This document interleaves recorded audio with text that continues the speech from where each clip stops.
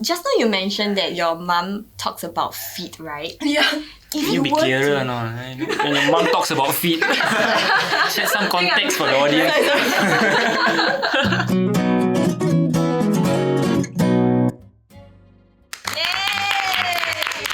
Okay, hello everybody, welcome to another episode of Culture Shock. I'm Hafiz. And I'm Sew, and we are from Little Sunny Island, Singapore. Culture Shock is a talk show where we invite people from around the world who have been living in Singapore recently or not so recently. And for today's topic, we are going to talk about what do people from different cultures and nationalities find attractive when it comes to looking for a partner. But before we start, shall we get you guys to introduce yourself? Hi, I'm Courtney, and I'm from the United States. I've been in Singapore for about 7 years now, and I teach at a childcare center. Wow! Okay. Hi everyone, I'm Irene. I've been in Singapore for almost 3 years and I'm from Hong Kong. In Singapore, I work in an international firm as a business analyst. Hi, I'm Yati. I've been in Singapore for about 15 years and I'm from Myanmar, and currently I'm studying in uni. Yeah. I'm Greg. I'm from the USA. I've been in Singapore for about 7 years and I work in tech sales. Wow, you guys have been in Singapore for a long time. Yes. Wow, okay, so today's topic is about what do we find attractive back in our home country when it comes to dating. So maybe we start first. So for us, right, in the olden days, not now, but in the olden days, there's this term called the 5 C's. Have you all heard of 5 C's? I've heard of it. Yes. Oh, I've heard I don't know of if I it, can yeah. name them all. Okay, but I've try heard of it. it. Try it. It's cash, Courtney. credit card or Yes. something. I forgot. No, I don't remember. Car. Is it? Yeah. Was it a country club? Yes! That's the weird one. I don't. Is there country clubs here? Condo. Yes! Yes. We don't need to host. Let them they know everything. Really. Yeah, so that was the 5 C's that we heard of before as well. But I don't think it's what we look for nowadays when it comes to attractiveness, when it comes to dating. It's more of a life goal, I think. Not so much of like a starting point, you must have all of that. Yeah, it's more of like when you're with a partner or when you're alone, like the goal is to achieve these 5 C's. The common thing that I hear nowadays in Singapore from my Singaporean friends is how driven the person is and how independent the person is. Yeah, what about you guys back in your home country? Yeah, I find it quite similar actually. Like maybe if you ask older generations, they might have a different idea, like priorities. But I think our generation, or at least in my experience, like my friends, we do care more about like how driven the person is, and maybe not so much about material things. I don't know, some differences in Singapore and like the US, for example. I know Singapore, it's very common to like live with your parents for longer because it's too expensive to buy a house, and it's really hard for you guys to like buy HGVs. But for us, I know living with your parents after you're like 20 is a no-no. Oh, so if let's say you're back in the United States and your partner is still living with his parents, is that not attractive? Like, is a red flag? Yeah. Oh, really? Yeah, I would have some because questions. Yeah. like you don't have to own your own property, but you can like rent. It's cheaper, it's affordable. How affordable is it? It depends where you are. So I'm from Yeah. Oklahoma, which the housing market is a lot lower if you can like where he's from. So before I moved to Singapore, my apartment was $500. Wow. Yeah. Wow. Yeah. At what age did you shift out? So I went to uni at 18, and then And you shifted out at 18? yeah, and then I like would go home for the summers, and then go back to college in the school year, and then when I graduated, I moved out. Wow. What about you? 18 as well? Yeah, similar. So usually when we go to university, we live on the campus. So you live there with your friends, and then as soon as you come back, you kind of get your own place, which is usually some kind of crappy place with your friends. I think I paid like $275 US a month. There was like no heat. We were all just like a group of friends kind of just moved. Even though we were still like 20 minutes away from our family, we just wanted to get our own place, like down in the city. I think everyone kind of did that until they figure out and then get a job, or maybe some people would end up moving out of state. That's kind of how it goes. Like get out of your parents' house as quickly as possible. No wonder if your partner is living with their parents, you guys find it weird. It's either like you don't have friends to move in with, or I don't know. not independent. Or they could be Yeah. saving for Yeah. something, or they're trying to start a business. There could be some Yeah. things, some explanation, right? Yeah, there's exceptions. And what are your views on this? Like, do you have similar expectations? I asked my mom before, then here, in her days, it's gonna sound really weird and it's gonna sound like some kind of fetish, right? But she said that feet matters. Feet. They'll look at the Feet. feet. In Myanmar, like in the traditional days, like they'll wear traditional Burmese slippers. Like all the males and all the females, like they'll wear slippers. So the girls would actually like look down at the feet and see if it's like clean enough. Yeah, so it tells you about the person's like hygiene and the person's character and the well grooming. Yeah. So when she told me that, I was like, it's a bit sketchy, but okay. Do you still look at people's feet? Yeah. Not me. Yeah. I'm like, all of us are wearing socks, right? I know, right? On purpose. So. People in Singapore always like slippers. Maybe I should start looking. Currently, right now, I think a lot of people look at like maybe the education level or like whether they have drive and motivation. So quite similar to Singapore in that sense as well. For Hong Kong, okay, give a disclaimer first. It's just for general situation or what we see on the media or from TVB program. I think money overlooks and over whoever you can name. For the female to look at male. For the girls look at guys. The one I think very determining factor is whether you have a property, which means that whether you have a flat. You already have a flat, very good. If you have a flat plus a car, marvelous. So it's basically you're kind of having this not invisible, it's actually very visible checklist. If you're a guy with a flat or some flex car, then I would say you're very attractive for like really some of the girls, especially for the one who is actually at their maybe late 20s. So I mean late 20s upwards. Yeah. So far, based on the checklist, I only checked out one. I mean, my late 20s as well. Others not yet. Slowly. Yeah, because in Singapore, it's difficult to get a house before we are 35. If you are single, you can only purchase a flat when you are 35 and above. But then there are obviously rental options also. But when we heard like $500 or around that amount, we were like, how can this be? So it's much more cheaper compared to the rates that we have here when it comes to renting. So yeah, but then we do have some friends who still like, go ahead and rent because I think they also feel like maybe perhaps having their own space or place provides some sort of independence and like more growth and character development kind of thing. Yeah, and safe space for intimacy. Right. Just saying, right? I always wonder that with dating in Singapore, if neither one of you have a place, then what happens? What do you do? I only hold hands after marriage. Hold hands. That's That's right. Go to East Coast Park and hold hands. Otherwise, you just need to time it out and see when the rest of the family members are out. Or there's this thing called staycation. Staycation. What if you have 4 siblings and you are the youngest one? Just In dream what way? about it. Well, then you learn from your siblings. How did they do it? They pass on the knowledge. I heard you're married to a Singaporean guy. How is it? Have you dated an American before? That's the thing. It's hard for me to comment on like dating Americans because my husband was my first like serious relationship. Yeah. So sweet. So we like, I Tindered and stuff and went on like casual dates or whatever, but my first serious relationship was my current husband, who's Singaporean. Oh my god. So what was attractive about him?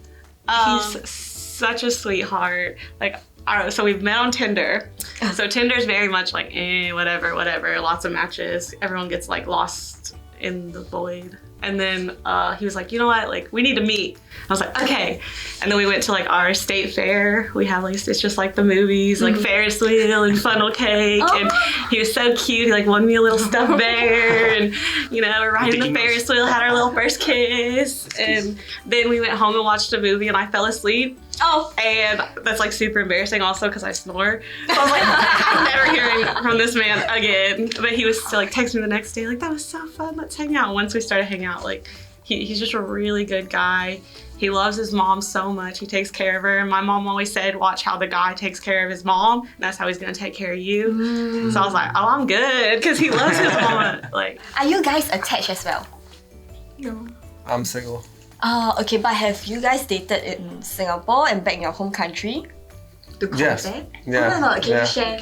Are there any differences? I think it depends on from which country you're dating from. Like I had an ex that was Japanese, and I think there was a lot of culture differences and miscommunications where I understood one thing and she understood it differently, and I think it was kind of like a clash there. So I definitely think it depends on kind of where the person's from. But I do think Singaporeans maybe is more closer to like U.S. kind of mindset, while some other countries might be a lot different cultures. Yeah. When I was in Hong Kong, I had a boyfriend who is a Hong Konger. Then my current boyfriend is a Singaporean, is a local. Yeah. So far so good, the locals. The locals doing well. 2 for 2. But is there a difference dating? I feel yes. I think one of the very big difference, Singaporean guys, don't scold me, okay? I find Singaporean guys are not as romantic as Hong Kong gentlemen. Yeah, it's very practical. I agree. Like, not very much romantic. You might be the outlier. Maybe. Maybe you're the romantic. Some say I put the man in romance. Perhaps. Tell us more about the differences, like in what ways, like the small actions or like the big gestures. What are you looking at when it comes to like, romance? Maybe for surprise or presents. For my current boyfriend, right?